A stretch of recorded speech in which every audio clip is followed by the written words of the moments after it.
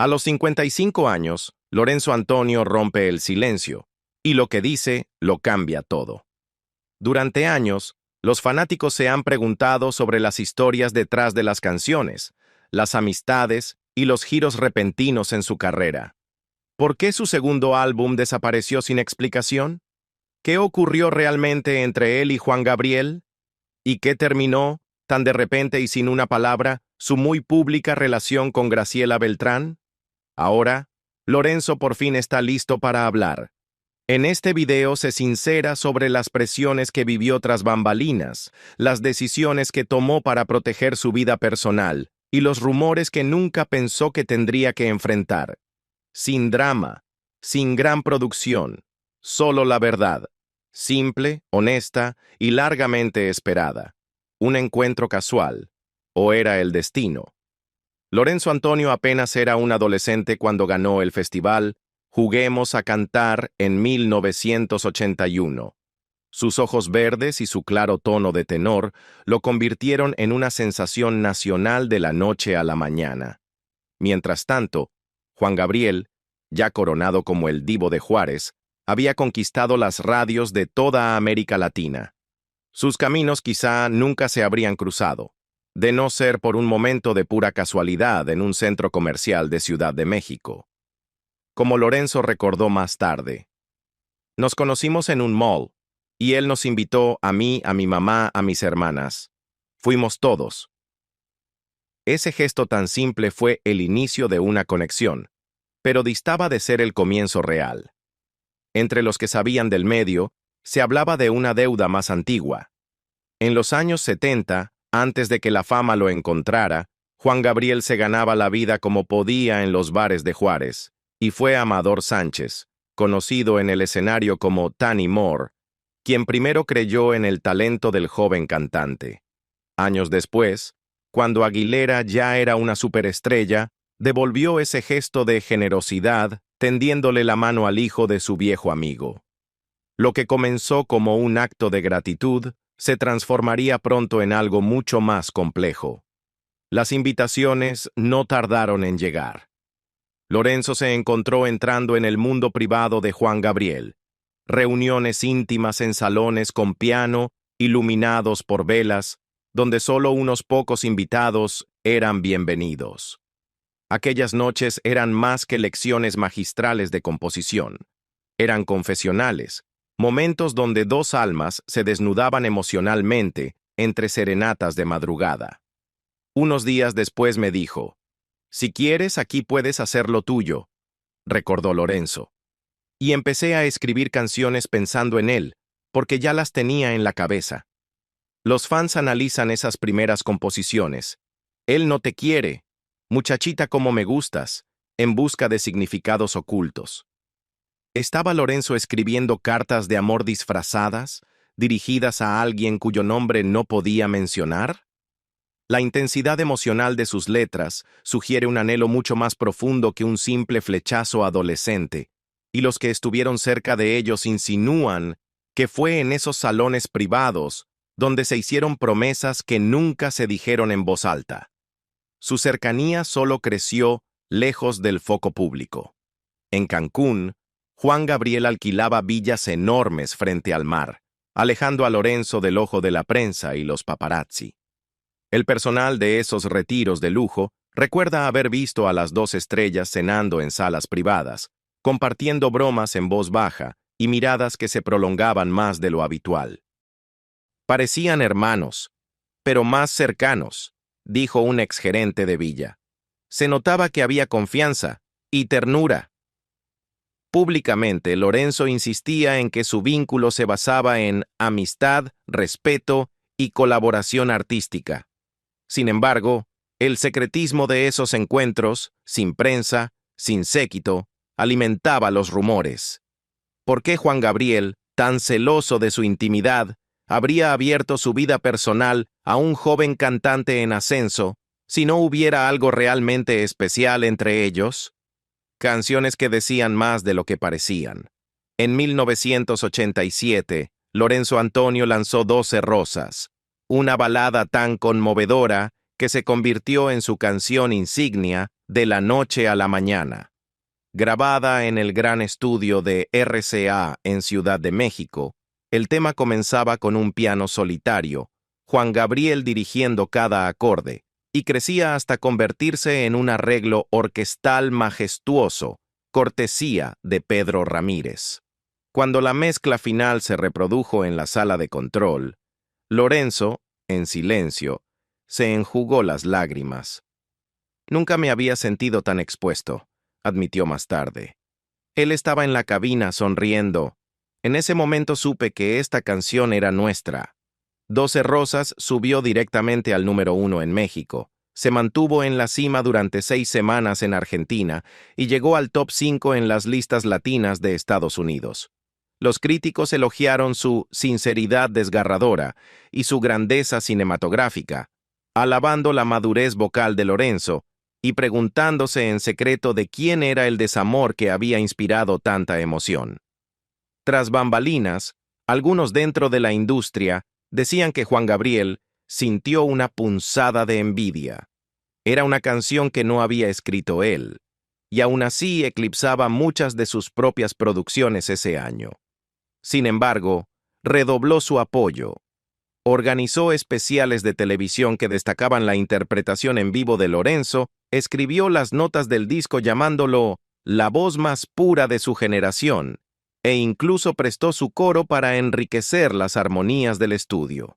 Pero no fue solo 12 Rosas lo que encendió los rumores. Ese mismo año, Juan Gabriel escribió cómo, de cuándo y por qué específicamente para Lorenzo. La letra: si nunca me has dado tu amor, ¿por qué todavía espero? Sonaba menos como un estribillo pop y más como una confesión escrita en una carta de amor. Según músicos que participaron en la grabación, Juan Gabriel escribió la canción en una noche de insomnio en su villa en Cancún, tarareando los versos en una grabadora mientras Lorenzo lo escuchaba en un silencio reverente. Escribió las últimas líneas en una servilleta de cóctel. Recordó un ingeniero de sonido. Cuando Lorenzo la escuchó, lo miró con esos ojos verdes. Era como si las palabras flotaran entre ellos. Los fans analizaron cada sílaba, convencidos de que ese anhelo reflejaba un cariño que no podía declararse abiertamente. Los clubes de fans imprimieron camisetas con la frase «¿Por qué espero?», y enviaron cartas a las emisoras de radio pidiendo más difusión, un eco de devoción silenciosa que reflejaba el vínculo oculto entre ambos. En los meses siguientes, la sociedad Juan Gabriel Lorenzo produjo 2 colaboraciones más: Si nunca me has dado tu amor y Te amo a pesar de todo. Ambas canciones mostraban giros inesperados. Lorenzo experimentando con falsete, Juan Gabriel incluyendo un puente hablado que parecía un mensaje privado. Los periodistas musicales notaron una química palpable. «Es como si compartieran un secreto que solo ellos entienden», escribió un crítico. Sin embargo, pese a los elogios, los ejecutivos discográficos comenzaron a inquietarse. Circularon memorandos aconsejando una promoción mínima del segundo sencillo, advirtiendo que demasiada intimidad podría afectar la imagen limpia de Lorenzo. Se rumorea que una sesión fotográfica promocional fue cancelada discretamente por insistencia de Juan Gabriel, lo que avivó aún más las especulaciones de que su relación iba más allá de lo profesional. El hilo invisible del padre.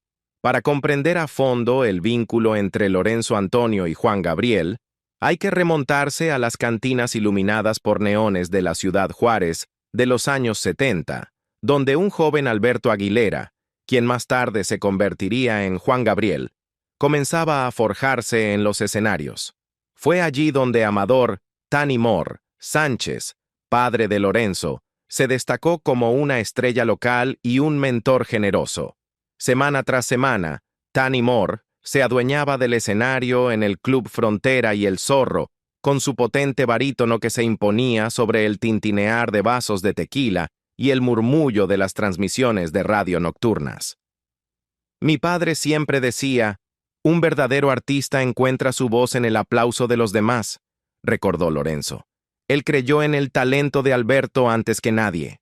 Tani Moore no era solo un intérprete, conducía un popular programa de radio fronterizo, Frontera Musical, donde ponía discos de vinilo y daba espacio a cantantes emergentes. Fue en una de esas transmisiones donde por primera vez presentó una maqueta rudimentaria de Aguilera.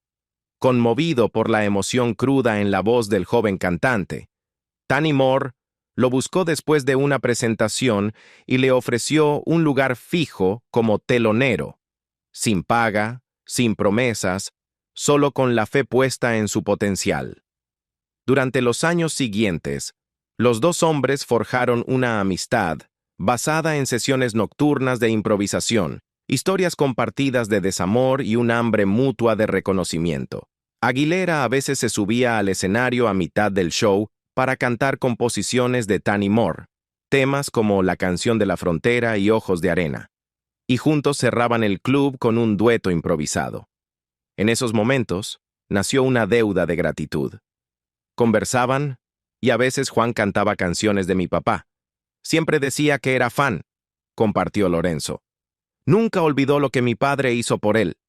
Avanzamos hasta 1987 cuando Lorenzo, el hijo de Tanny Moore, lanzó su balada revelación 12 Rosas. Juan Gabriel escuchó la grabación y no solo reconoció a un vocalista talentoso, sino también la chispa del legado de su viejo amigo. En un gesto de gratitud por la bondad del pasado, invitó a Lorenzo a su círculo más íntimo. Coescribió canciones con él, arregló tiempo de estudio y compartió el mismo catálogo que alguna vez perteneció al protegido de su padre. Pero el lazo iba más allá de la cortesía profesional. En privado, Juan Gabriel le contaba a Lorenzo sobre aquellas noches en Frontera Musical y cómo el apoyo de Tanny Moore lo había salvado del anonimato. Lorenzo, por su parte, llevó adelante la filosofía de su padre, formando jóvenes artistas en sus propios talleres y atribuyendo su éxito al hombre que primero creyó en Aguilera. Ese hilo invisible, tejido de una generación a la siguiente, se convirtió en la base de una relación que desafiaba las normas de la industria y alimentaba rumores sobre un lazo demasiado profundo como para etiquetarlo simplemente como artístico. En el fondo, era un testimonio de lealtad, gratitud y de cómo un solo acto de fe puede resonar a lo largo de décadas y continentes. Susurros de la industria y una campaña silenciosa. Mientras la estrella de Lorenzo ascendía bajo el ala de Juan Gabriel, las salas de juntas de RCA Víctor y Ariola comenzaron a llenarse de murmullos incómodos. Aquí estaba un ídolo juvenil, preparado para triunfar en el pop latino comercial, ahora inseparable de uno de los íconos más controvertidos de México. Se rumoreaba que la implicación personal de Juan Gabriel, escribiendo, produciendo e incluso guiando vocalmente a Lorenzo, era demasiado íntima, demasiado cargada de subtexto para una industria aún temerosa del escándalo. Cuando el segundo álbum de Lorenzo, coescrito y producido por Juan Gabriel, estaba listo para salir en la primavera de 1989, los ejecutivos entraron en pánico. Un memorando confidencial, filtrado posteriormente a una revista especializada, decía: "No podemos permitir que la imagen de Lorenzo quede opacada por el misticismo de Juan Gabriel. Limiten todas las apariciones conjuntas. Mantengan intacta su marca personal". La promoción del álbum, tentativamente titulado Dime por qué, fue sofocada desde el inicio. Especiales de televisión planeados para siempre en domingo fueron silenciosamente cancelados. A los promotores radiales se les indicó dar prioridad a otros artistas del catálogo. Un director de programación de XEWAM confesó off the record: "Nos dijeron que rotáramos el nuevo sencillo de Lorenzo, pero que no lo saturáramos. La razón que nos dieron fue evitar atención no deseada". Atrapado entre la lealtad artística y la cautela corporativa, Lorenzo vio cómo el proyecto más ambicioso de su carrera era enterrado en silencio. Había volcado su alma en cada pista, especialmente en la canción que daba título al disco, cuyo coro cargado de anhelo reflejaba la tensión no dicha de su relación con Juan Gabriel. Dime por qué late mi voz cuando pienso en ti. Los fans sintieron el sabotaje. Clubes de admiradores en Monterrey y Guadalajara lanzaron campañas de cartas exigiendo que RCA le diera a Lorenzo la difusión que se había ganado. Locutores filtraron cintas de las presentaciones inéditas en televisión, alimentando un murmullo clandestino que solo intensificó la mística del álbum perdido de Lorenzo. Un locutor de radio en Guadalajara comentó al aire: «Es el mejor disco que nunca has escuchado». Los conocedores de la industria señalan una campaña silenciosa liderada por ejecutivos intermedios decididos a proteger la imagen de Lorenzo. Temían que incluso un leve indicio de romance entre dos estrellas masculinas, por más sutil que fuera, pudiera arruinar las ventas y alienar a los mercados conservadores. Un alto ejecutivo de A&R lo admitió después. En esos tiempos, solo la especulación podía destruir una carrera. Elegimos la precaución antes que el riesgo. Para Lorenzo, la experiencia fue amarga. En una rara entrevista de 1992 con Notitas Musicales, confesó: «Sentí que estaban silenciando mi propia voz. Le entregué todo a ese álbum y luego... nada». Y sin embargo, aunque la disquera sepultó el disco, el álbum sobrevivió en forma de leyenda susurrada. Circulaban cassettes piratas en los conciertos, y los fans más devotos intercambiaban historias sobre lo que pudo haber sido. En su intento por sofocar los rumores, la industria no hizo más que avivar las llamas, transformando el álbum perdido de Lorenzo en un símbolo de un vínculo demasiado intenso para ser nombrado y de una carrera casi arruinada por las mismas manos que debían impulsarla. Un tributo, una ruptura y nuevos comienzos. Sin dejarse intimidar por los obstáculos de la industria ni por los murmullos de duda, Lorenzo Antonio tomó una decisión firme: rendir homenaje al hombre que había moldeado su carrera. A finales de 1993, entró al estudio con un solo objetivo: honrar el legado imborrable de Juan Gabriel. El resultado fue Mi tributo a Juan Gabriel, una colección de las composiciones más emblemáticas del maestro, reinventadas con la ternura del tenor de Lorenzo. Quería que cada nota reflejara no solo su genialidad, sino también la gratitud que siento en el corazón, explicó Lorenzo en una entrevista de 1994. Grabado durante 3 meses en los estudios Churubusco de Ciudad de México, el álbum combinó la pureza juvenil de Lorenzo con arreglos sinfónicos majestuosos, supervisados por el productor Rafael Pérez Botija. Canciones como Querida y Hasta que te conocí fueron transformadas. Intros de piano dieron paso a cuerdas envolventes y la voz de Lorenzo se elevaba sobre armonías complejas, algunas aportadas por los mismos coristas de Juan Gabriel. El sencillo principal, Te propongo que me des una oportunidad, fue una composición original de Juan Gabriel, escrita específicamente para este proyecto. Su letra: Dame una oportunidad para mostrarte mi alma, la que solo late por ti. Tocó una fibra sensible entre fans y críticos, quienes percibieron en sus versos tanto una reverencia artística como el eco de algo más personal. Para mediados de 1994, Mi tributo a Juan Gabriel había alcanzado disco de oro, con más de 100,000 copias vendidas solo en México. Los críticos elogiaron las interpretaciones sentidas de Lorenzo y calificaron el álbum como un puente entre dos generaciones de la música latina. Sin embargo, ni siquiera ese éxito logró proteger a Lorenzo de la creciente tensión con su disquera. A puerta cerrada, los ejecutivos temían que el proyecto ligara demasiado la imagen de Lorenzo con la de Juan Gabriel, una imagen que consideraban riesgosa en mercados conservadores. Los planes para un especial televisivo de homenaje fueron cancelados de manera abrupta.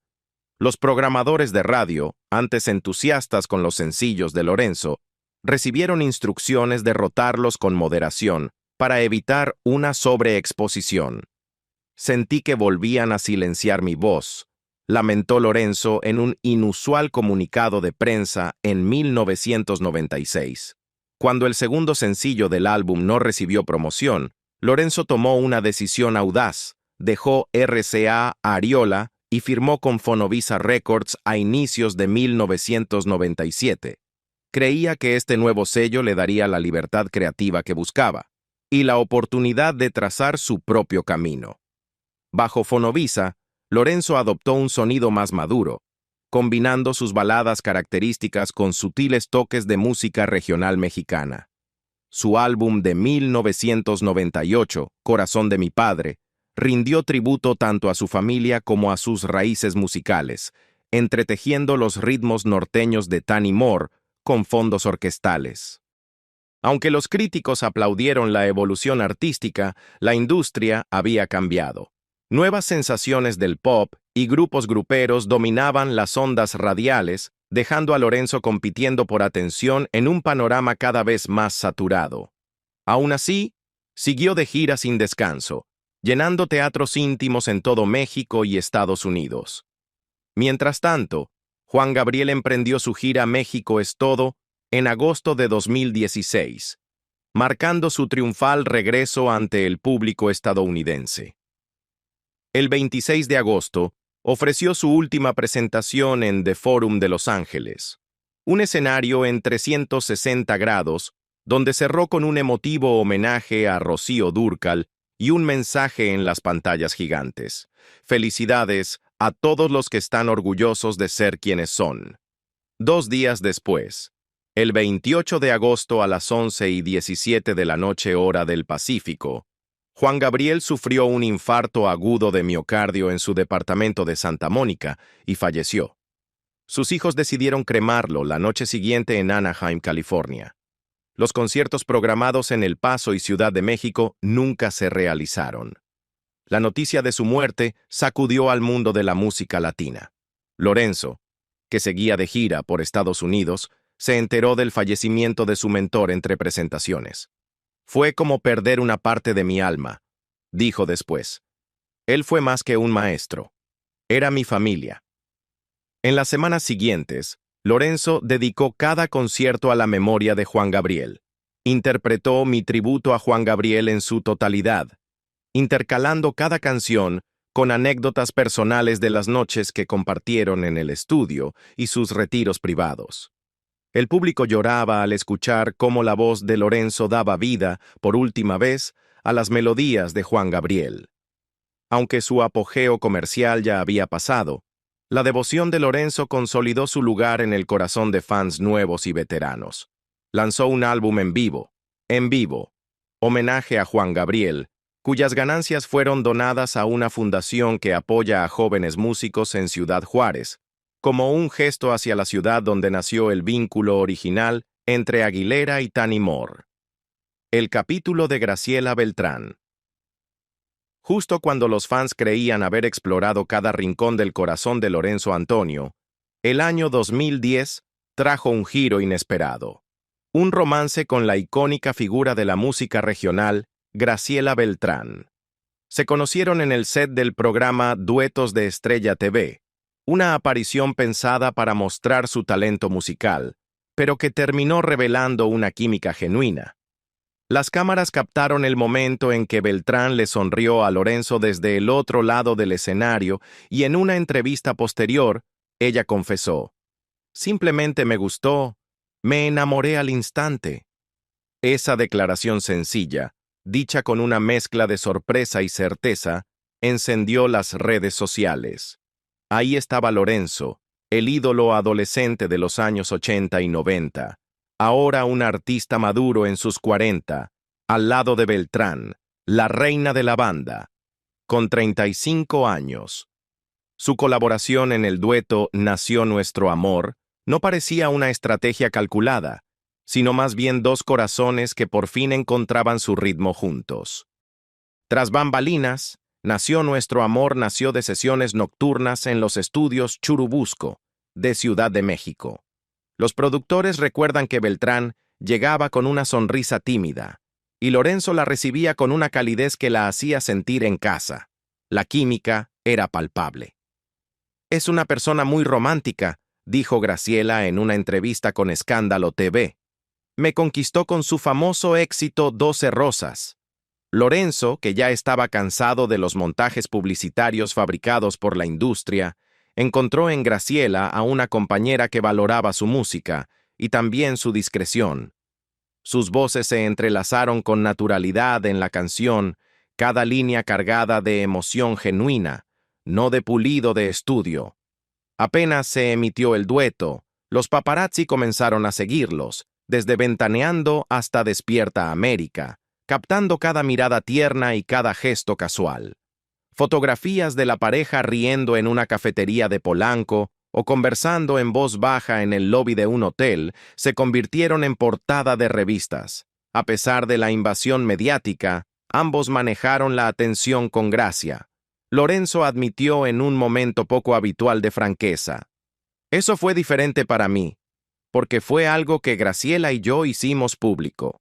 Pero cuando terminó, fue difícil porque todos nos hacían preguntas. Fue duro, pero así es la vida. Es parte de una vida que amo, que es la música. Aún entre los flashes, su cariño nunca se sintió forzado. Los fans inundaron las redes con mensajes de apoyo, y Nació Nuestro Amor subió en las listas, impulsado por la conexión innegable de la pareja. Para Beltrán, la relación marcó un momento muy especial tanto en lo personal como en lo profesional. En su entrevista con Escándalo TV, dijo con una gran sonrisa: estaba muy feliz en esa etapa de mi vida, conocí a alguien y todo iba muy bien. A los 35 años, ya era una estrella consagrada. Lorenzo, con 41, tenía décadas de fama a sus espaldas. Sin embargo, juntos parecían dejar atrás el peso de sus figuras públicas y simplemente disfrutar del vértigo de un amor nuevo. Los fans de Beltrán celebraron la relación, y los seguidores fieles de Lorenzo abrazaron la idea de que, por fin, había encontrado a alguien que comprendía las exigencias de una vida en el escenario. A pesar del foco mediático, Lorenzo se negó a prestarse a escándalos de revista. En entrevistas, fue claro sobre su rechazo a fabricar controversia. Creo que fue una buena decisión no depender de los escándalos porque para mí esto es muy natural, le dijo a Notitas Musicales. Si pudiera regresar el tiempo, tomaría la misma decisión. Su disquera en su momento le sugirió crear polémicas al estilo de Luis Miguel, pero Lorenzo se resistió. Esa misma firmeza la aplicó en su relación con Beltrán. Protegió su privacidad con firmeza, compartiendo pocos detalles con la prensa y exigiendo que su relación se juzgara por lo que era, no por titulares sensacionalistas. Aún así, los rumores no tardaron en aparecer. Preguntas sobre su sexualidad, especulaciones de que su cercanía con Juan Gabriel lo había dejado confundido. En los premios Palmas de Oro de 2012, Lorenzo abordó directamente los rumores. Soy heterosexual, dijo con calma. Hubo rumores, pero no me afectan. Tengo muchos amigos de ambos lados, y uno nunca sabe, así que trato a todos por igual. Su sinceridad desarmó a los chismosos y le ganó respeto de fans y críticos por igual. Beltrán, por su parte, nunca dudó en apoyarlo. Cuando le preguntaron si los rumores le afectaban, respondió: el amor no se trata de lo que diga la gente. Yo sé lo que tuvimos, y con eso me basta. Esa confianza mutua creó un vínculo que, por un tiempo, pareció irrompible. Pero tan repentinamente como comenzó, el romance terminó. A finales de 2010, comenzaron los rumores de una separación, sin escándalos, sin rupturas públicas dramáticas, solo un alejamiento silencioso. Ninguno de los dos ofreció explicaciones detalladas. En un breve comunicado, Lorenzo dijo: a veces el amor te enseña más en su final que en su comienzo. Los fans buscaron pistas en entrevistas. Los tabloides especularon sobre diferencias irreconciliables, agendas ocupadas o el peso del escrutinio público. Beltrán, siempre serena, le dijo a People en español: compartimos algo hermoso y ahora llevamos esos recuerdos con nosotros. En un mundo donde los romances de celebridades suelen terminar en escándalo, su despedida discreta resultó extrañamente adecuada, un reflejo de dos artistas que se negaron a permitir que el chisme definiera su amor. En los años que siguieron a su discreta ruptura, Lorenzo Antonio volvió a lo que siempre fue su refugio, la música. Evitó las grandes giras comerciales, optando por escenarios más íntimos donde pudiera conectar con su público de forma personal.